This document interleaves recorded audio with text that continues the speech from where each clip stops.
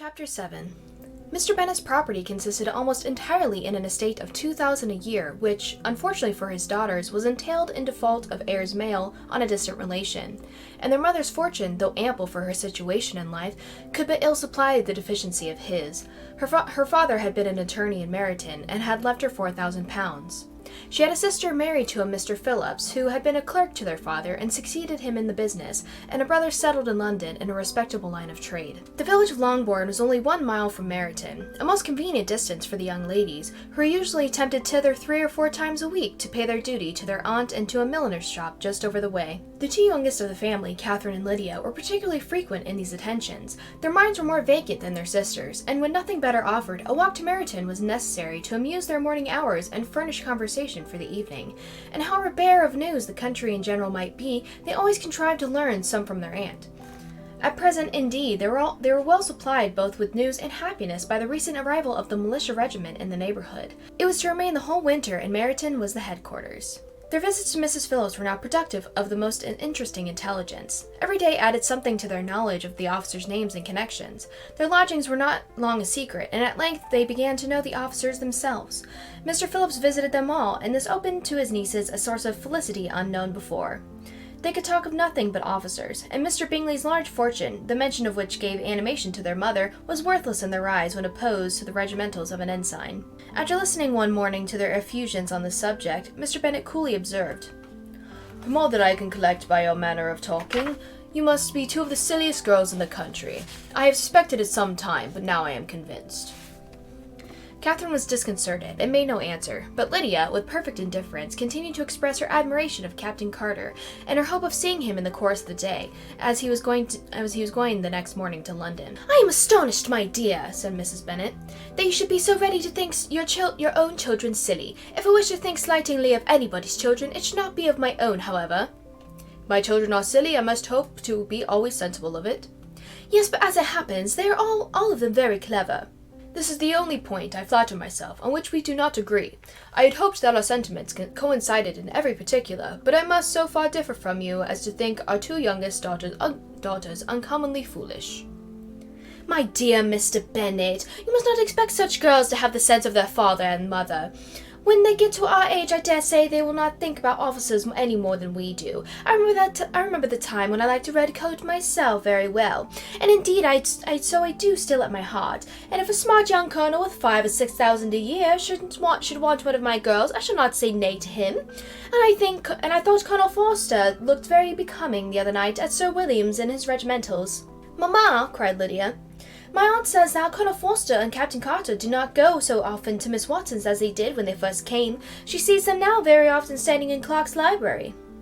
Mrs. Bennet was prevented replying by the entrance of the footman with a note for Miss Bennet. It came from Netherfield, and the servant waited for an answer. Mrs. Bennet's eyes sparkled with pleasure, and she was eagerly calling out while her daughter read. "Well, Jane, who is it from? What is it about? What does he say? Well, Jane, make haste and tell us. Make haste, my love."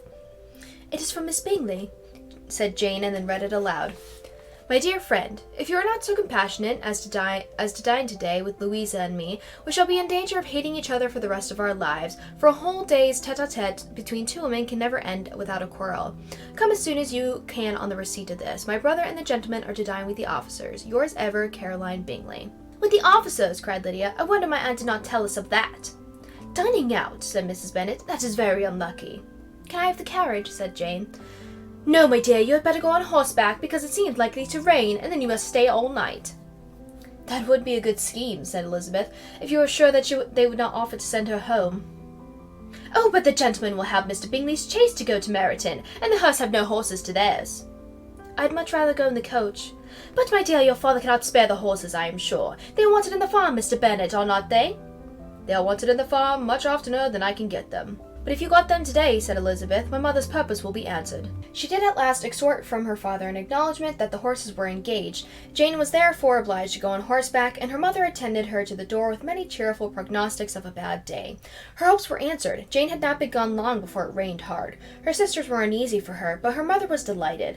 The rain continued the whole evening without intermission. Jane certainly could not come back. "This was a lucky idea of mine, indeed," said Mrs. Bennet more than once, as if the credit of making it rain were all her own. So the next morning, however, she was not aware of all the felicity of her contrivance. Breakfast was scarcely over when a servant from Netherfield brought the following note for Elizabeth. My dearest Lizzie, I found myself very unwell this morning, which I suppose is to be imputed to my getting wet through yesterday.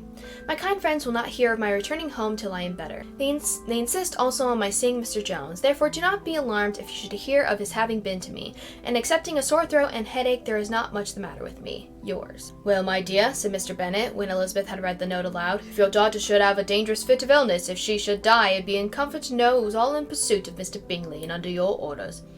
Oh, I am not at all afraid of her dying. People not die of little trifling colds. She will be taken good care of. As long as she stays there, 'tis all very well. I would go and see her if I could have the carriage.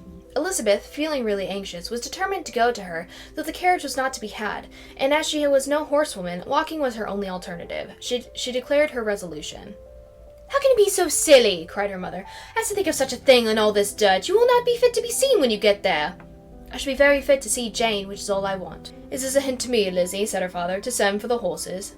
No, indeed, I do not wish to avoid the walk. The distance is nothing when one has a motive, only 3 miles. I shall be back by dinner.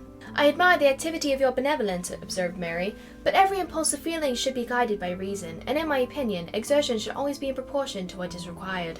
We will go as far as Meryton with you, said Catherine and Lydia. Elizabeth accepted their company, and the 3 young ladies set off together. If we make haste, said Lydia, as they walked along, perhaps we may see something of Captain Carter before he goes. In Meryton they parted.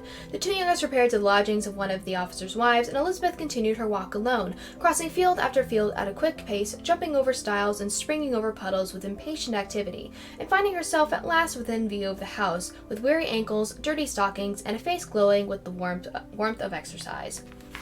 She was shown into the breakfast parlor, where all but Jane were assembled, and where her appearance created a great deal of surprise. That she should have walked 3 miles so early in the day, in such dirty weather, and by herself, was almost incredible to Mrs. Hurst and Miss Bingley, and Elizabeth was convinced that they held her in contempt for it. She was received, however, very politely by them, and in their brother's manners there was something better than politeness. There was good humour and kindness. Mr. Darcy said very little, and Mr. Hurst nothing at all. The former was divided between admiration of the brilliancy which exercise had given to her complexion, and doubt as to the occasions justifying her coming so far alone. The latter was thinking only of his breakfast. Her enquiries after her sister were not very favourably answered. Miss Bennet had slept ill, and though up was very feverish, and not well enough to leave her room. Elizabeth was glad to be taken to her immediately, and Jane, who had only been withheld by the fear of giving alarm or inconvenience, from expressing in her note how much she longed for such a visit, was delighted at her entrance. She was not equal, however, to much conversation, and when Miss Bingley left them together, could attempt little besides expressions of gratitude for the extraordinary kindness she was treated with. Elizabeth silently attended her. When breakfast was over, they were joined by the sisters, and Elizabeth began to like them herself when she saw how much affection and solicitude they showed for Jane. The apothecary came, and having examined his patient, said, as might be supposed, that she had caught a violent cold, and that they must endeavour to get the better of it, advised her to return to bed, and promised her some draughts. The advice was followed readily, for the feverish symptoms increased, and her head ached acutely. Elizabeth did not quit her room for a moment, nor were the other ladies often absent. The gentlemen being out, they had in fact nothing to do elsewhere. When the clock struck 3, Elizabeth felt that she must go, and very unwillingly so. Miss Bingley offered her the carriage, and she only wanted a little pressing to accept it, when Jane testified such concern in parting with her that Miss Bingley was obliged to convert the offer of the chaise to an invitation to remain at Netherfield for the present. Elizabeth most thankfully consented, and a servant was dispatched to Longbourn to acquaint the family with her stay and bring back a supply of clothes. Chapter 8. At 5 o'clock the 2 ladies retired to dress, and at 6:30 Elizabeth was summoned to dinner. To the civil inquiries which then poured in, and amongst which she had the pleasure of distinguishing the much superior solicitude of Mr. Bingley's, she could not make a very favourable answer. Jane was by no means better. The sisters, on hearing this, reported 3 or 4 times how much they were grieved, how shocking it was to have a bad cold, and how excessively they disliked being ill themselves, and then thought no more of the matter. And their indifference towards Jane, when not immediately before them, restored Elizabeth to the enjoyment of all her original dislike. Their brother, indeed, was the only one of the party whom she could regard with any complacency. His anxiety for Jane was evident, and his attentions to herself most pleasing, and they prevented her feeling herself so much an intruder as she believed she was considered by the others. She had very little notice from any but him. Miss Bingley was engrossed by Mr. Darcy, her sister scarcely less so. And as for Mr. Hurst, by whom Elizabeth sat, he was an indolent man, who only lived to eat, drink, and play at cards, who, when he found her prefer a plain dish to a ragout, had nothing to say to her. When dinner was over, she returned directly to Jane, and Miss Bingley began abusing her as soon as she was out of the room. Her manners were pronounced to be very bad indeed, a mixture of pride and impertinence. She had no conversation, no style, no taste, no beauty. Mrs. Hurst thought the same, and added, "She has nothing, in short, to recommend her, but being an excellent walker. I shall never forget her appearance this morning. She really looked almost wild." "She did indeed, Louisa. I could hardly keep my countenance. Very nonsensical to come at all. Why must she be scampering about the country because her sister has a cold? Her hair so untidy, so blowsy." "Yes, and her petticoat. I hope you saw her petticoat 6 inches deep in mud, I am absolutely certain. And the gown which has been let down to hide it, not doing its office." "Your picture may be very exact, Louisa," said Bingley, "but this was all lost upon me. I thought Miss Elizabeth Bennet looked remarkably well when she came into the room this morning. Her dirty petticoat quite escaped my notice." "You observed it, Mr. Darcy, I am sure," said Miss Bingley, "and I am inclined to think that you would not wish to see your sister make such an exhibition." "Certainly not. To walk 3 miles, or 4 miles, or 5 miles, or whatever it is, above her ankles in dirt, and alone, quite alone. What could she mean by it? It seems to me to show an abominable sort of conceited independence, a most country town indifference to decorum." "It shows an affection for her sister that is very pleasing," said Bingley. "I'm afraid, Mr. Darcy," observed Miss Bingley in a half-whisper, "that this adventure has rather affected your admiration of her fine eyes." "Not at all," he replied. "They were brightened by the exercise." A short pause followed his speech, and Mrs. Hurst began again. "I have an excellent regard for Jane Bennet. She is really a very sweet girl, and I wish with all my heart she was well settled. But with such a father and mother and such low connections, I'm afraid there is no chance of it." "I think I've heard you say that their uncle is an attorney emeritum." "Yes, and they have another who lives somewhere near Cheapside." "That is capital," added her sister, and they both laughed heartily. "They had uncles enough to fill all Cheapside," cried Bingley. "It would not make them one jot less agreeable." "But it must very materially lessen their chance of marrying men of any consideration in the world," replied Darcy. To this speech Bingley made no answer, but his sisters gave it their hearty assent, and indulged their mirth for some time at the expense of their dear friend's vulgar relations. With a renewal of tenderness, however, they repaired to her room on leaving the dining parlour, and sat with her till summoned to coffee. She was still very poorly, and Elizabeth would not quit her at all, till late in the evening, when she had the comfort of seeing her asleep, and when it appeared to her rather right than pleasant that she should go downstairs herself. On entering the drawing-room, she found the whole party at loo, and was immediately invited to join them. But suspecting them to be playing high, she declined it, making her sister the excuse that she would amuse herself for the short time she could stay below with a book. Mr. Hurst looked at her with astonishment. "Do you prefer reading to cards?" said he. "That is rather singular." "Miss Eliza Bennet," said Miss Bingley, "despises cards. She is a great reader and has no pleasure in anything else." "I deserve neither such praise nor such censure," cried Elizabeth. "I am not a great reader, and I have pleasure in many things." "In nursing your sister, I am sure you have pleasure," said Bingley, "and I hope it will soon be increased by seeing her quite well." Elizabeth thanked him from her heart, and then walked towards a table where a few books were lying. He immediately offered to fetch her others, all that his library afforded. "I don't wish my collection were larger for your benefit and my own credit, but I am an idle fellow, and though I have not many, I have more than I ever look into." Elizabeth assured him that she could suit herself perfectly with those in the room. "I am astonished," said Miss Bingley, "that my father should have left so small a collection of books. What a delightful library you have at Pemberley, Mr. Darcy." "It ought to be good," he replied. "It has been the work of many generations." "And then you have added so much to it yourself. You are always buying books." "I cannot comprehend the neglect of a family library in such days as these." "Neglect? I am sure you neglect nothing that can add to the beauties of that noble place. Charles, when you build your house, I wish it may be half as delightful as Pemberley." "I wish it may." "But I would really advise you to make your purchase in that neighbourhood, and take Pemberley for a kind of model. There is not a finer county in England than Derbyshire." "With all my heart, I will buy Pemberley itself if Darcy will sell it." I'm talking of possibilities, Charles." "Upon my word, Caroline, I should think it more possible to get Pemberley by purchase than by imitation."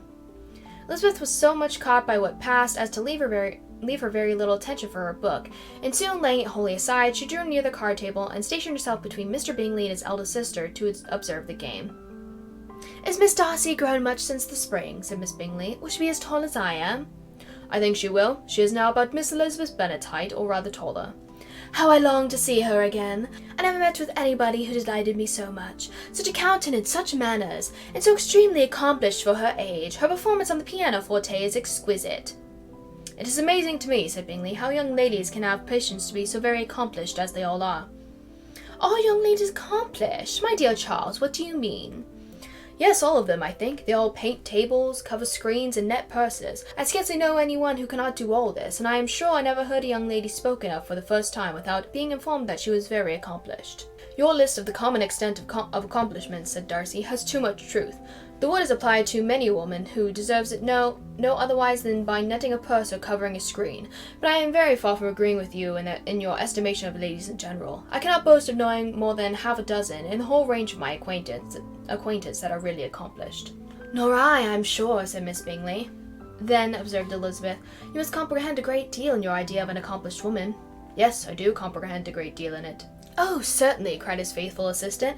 "No one can be really esteemed accomplished who does not greatly surpass what is usually met with. A woman must have a thorough knowledge of music, singing, drawing, dancing, and the modern languages to deserve the word. And besides all this, she must possess a certain something in her air and manner of walking, the tone of her voice, her address and expressions, or the word will be but half deserved." "All this she must possess," added Darcy, "and to all this she must yet add something more substantial in the improvement of her mind by extensive reading." "I am no longer surprised at your knowing only 6 accomplished women. I rather wonder now at your knowing any." "Are you so severe upon your own sex as to doubt the possibility of all this? I never saw such a woman. I never saw such capacity and taste, and application and elegance as you described united." Mrs. Hurst and Miss Bingley both cried out against the injustice of her implied doubt, and were both protesting that they knew many women who answered this description, when Mr. Hurst called them to order with bitter complaints of their inattention to what was going forward. As all conversation was thereby at an end, Elizabeth soon afterward left the room. "Eliza Bennet," said Miss Bingley when the door was closed on her, "is one of those young ladies who seek to recommend themselves to the other sex by undervaluing their own. And with many men, I dare say, it succeeds, but, in my opinion, it is a paltry device, a very mean art." "Undoubtedly," replied Darcy, to whom this remark was chiefly addressed, "there is a meanness in all the arts which ladies sometimes condescend to employ for captivation. Whatever bears affinity to cunning is despicable." Miss Bingley was not so entirely satisfied with this reply as to continue the subject. Elizabeth joined them again, only to say that her sister was worse, and that she could not leave her. Bingley urged Mr. Jones's being sent for immediately, while his sisters, convinced that no country advice could be of any service, recommended an express to town for one of the most eminent physicians. This she would not hear of, but she was not so unwilling to comply with their brother's proposal, and it was settled that Mr. Jones should be sent for early in the morning if Miss Bennet were not decidedly better. Bingley was quite uncomfortable. His sisters declared that they were miserable. They solaced their wretchedness, however, by duets after supper, while he could find no better relief to his feelings than by giving his housekeeper directions that every possible attention might be paid to the sick lady and her sister. Chapter 9. Elizabeth passed the chief of the night in her sister's room, and in the morning had the pleasure of being able to send a tolerable answer to the enquiries which she very early received from Mr. Bingley by a housemaid, and sometimes afterwards from the 2 elegant ladies who waited on his sisters. In spite of this amendment, however, she requested to have a note sent to Longbourn, desiring her mother to visit Jane and form her own judgment of her situation. The note was immediately dispatched, and its contents as quickly complied with. Mrs. Bennet, accompanied by her 2 youngest girls, reached Netherfield soon after the family breakfast. Had she found Jane in any apparent danger, Mrs. Bennet would have been very miserable, but being satisfied on seeing her that her illness was not alarming, she had no wish of her recovering immediately, as her restoration to health would probably remove her from Netherfield. She would not listen, therefore, to her daughter's proposal of being carried home. Neither did the apothecary, who arrived about the same time, think it at all advisable. After sitting a little while with Jane on Miss Bingley's appearance and invitation, the mother and 3 daughters all attended her into the breakfast parlour. Bingley met them with hopes that Mrs. Bennet had not found Miss Bennet worse than she expected. "Indeed I have, sir," was her answer. "She is a great deal too ill to be moved. Mr. Jones says we must not think of moving her. We must trespass a little longer on your kindness." "Removed!" cried Bingley. "It must not be thought of. My sister, I am sure, will not hear of her removal." "You may depend upon it, madam," said Miss Bingley with cold civility, "that Miss Bennet shall receive every possible attention while she remains with us." Mrs. Bennet was profuse in her acknowledgments. "I am sure," she added, if it were not for such good friends, I do not know what would become of her, for she is very ill indeed, and suffers a vast deal, though with the greatest patience in the world, which is always the way with her, for she has, without exception, the sweetest temper I ever met with. I often tell my other girls they are nothing to her. You have a sweet room here, Mr. Bingley, and a charming prospect over that gravel walk. I do not know a place in the country that is equal to Netherfield. You will not think of quitting in a hurry, I hope, though you have but a short lease." Whatever I do is done in a hurry, replied he, and therefore if I should resolve to quit Netherfield, I should probably be off in 5 minutes. At present, however, I consider myself quite fixed here. That is exactly what I should have supposed of you, said Elizabeth. Oh, you begin to comprehend me, do you? Cried he, turning towards her. Oh, yes, I understand you perfectly. I wish I might take this for a compliment, but to be so easily seen through I am afraid is pitiful. That is as it happens. It does not necessarily follow that a deep, intricate character is more or less estimable than such a one as yours. Lizzie, cried her mother, remember where you are. Do not run on in that wild manner that you are suffered to do at home. I did not know before, continued Bingley immediately, that you were a studier of character. It must be an amusing study. Yes, but intricate characters are the most amusing. They have at least that advantage. The country, said Darcy, can in general supply but few subjects for such a study. In a country neighbourhood you move in a very confined and unvarying society. The people themselves alter so much that there is something new to be observed in them forever. Yes, indeed, cried Mrs. Bennet, offended by his manner of mentioning a country neighbourhood. I assure you there is quite as much of that going on in the country as in town.